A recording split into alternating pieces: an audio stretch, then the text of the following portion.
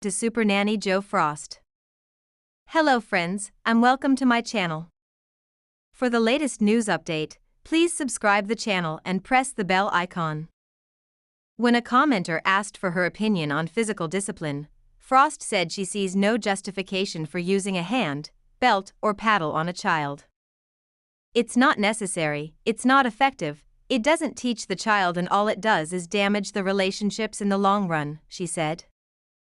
Watching the streets of England burn last week, as the scenes of pillage and looting shocked the world, a disturbing connection that I believe fed into the rioters' frenzy became clear to me.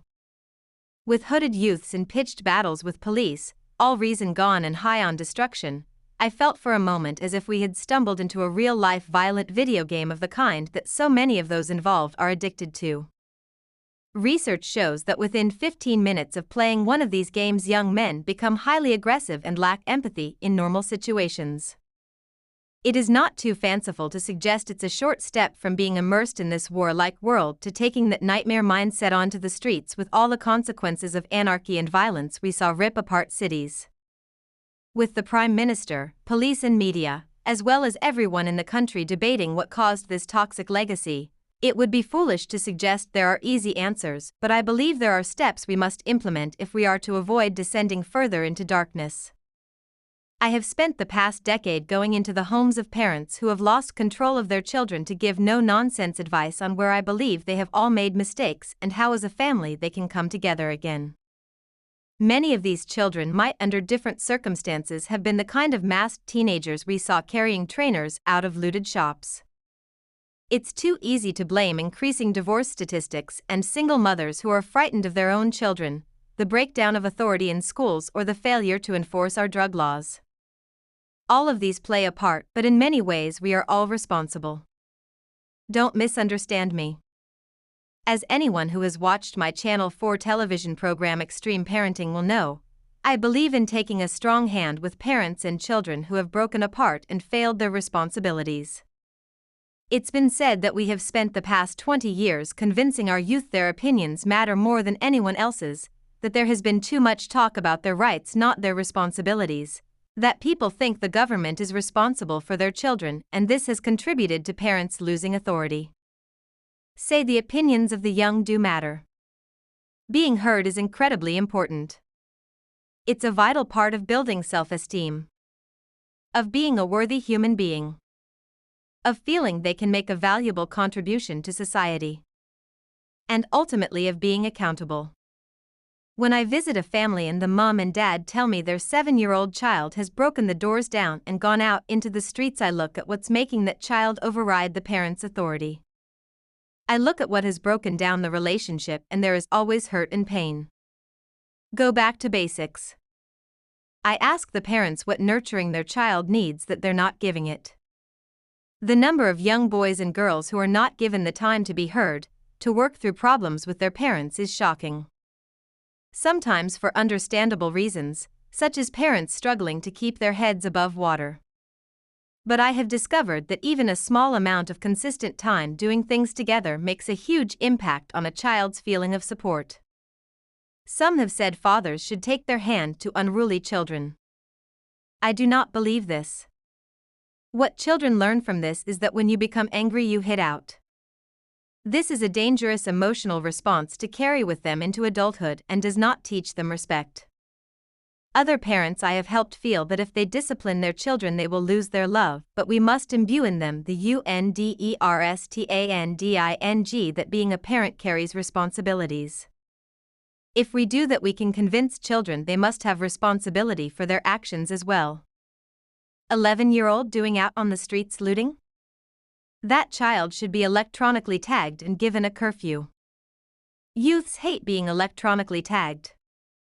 It is a deterrent if parents, police, and the authorities know where they are at any time and what they're up to. If he breaks the curfew, he should be punished with whatever the law allows, and if the law is weak, it should be strengthened. Indeed, parents should be fined in cases where children break the rules, and if children continue to break the rules, there should be more power to send them to juvenile detention centers. For older children, it would certainly mean increased stretches of community service. I councils that are now evicting tenants from subsidized housing in cases where youths have caused disorder in this way. They knew what they signed up for, and this is all part of taking responsibility for your actions. Tenancy should be reviewed on an annual basis. Much has been made of problems in schools. I greatly empathize with teachers. We must give our educators more power and authority. Teachers must be allowed to take unruly young children up to the age of 10 out of class and set them aside so they can learn when they have broken the rules. When older ones continue to be disruptive, they should be sent to halfway houses where they would be rehabilitated as well as educated. These would involve special schools where mediators and social workers would work with children, parents, and teachers to stamp out bad behavior which stems from the home as well as in the classroom. Fundamentally, however, I believe that there are 6 key points, including the importance of nutrition and teaching our young life skills, which if implemented by families all over the country would dramatically reduce the number of youngsters drifting into gangs. After all, gangs only exist for the young when there is no other structure or love in their lives. Having said that, I totally concur with Bill Bratton, the former New York police chief who is now the Prime Minister's new crime advisor, when he says drug gangs should fear the police. At the moment they don't because of lenient sentencing policies and softly policing. Kids in gangs are carrying guns and knives because they feel no threat from our bobbies. We must give the police tougher powers to deal with law transgressors, and should we ever find ourselves in the same position as last week, then I would even advocate sending in SWAT teams. So any of these problems are to do with the perception of what youngsters find exciting. We would all benefit if public service jobs such as nursing, policing or fire guiding could be presented in a more appealing light. As someone who appears on television, I understand the power of the media, and here I think many of those who control much of what we see in videos and on television have been irresponsible. Explicit pop videos which glorify sexual exploitation should not be allowed on television where young children can see them. They have got out of control. Broadcasters must remember how impressionable young minds are instead of continually trying to greedily exploit them. They too have failed us. Reality TV programs, which glamorize sleeping around and by doing so act as an inspiration for 16-year-old girls who think it's okay to get pregnant without a partner, are unacceptable. This all contributes to the breakdown of respect and responsibility across society. And those horrifying video games which I mentioned earlier must be brought under control. Their content should be subject to censorship and the age at which they can be bought tightly controlled. Shopkeepers should demand proof of age, and where they ignore this and break the law by selling them to children, they should be fined. Although I am known throughout the world as Supernanny, I do not believe in a nanny state. What I believe in are parents taking responsibility for their children. It is the only way to reclaim the moral certitudes of previous generations that have been so tragically wrecked over the past 20 years. Communication. We must teach parents how to listen to their children and the children to listen to their parents.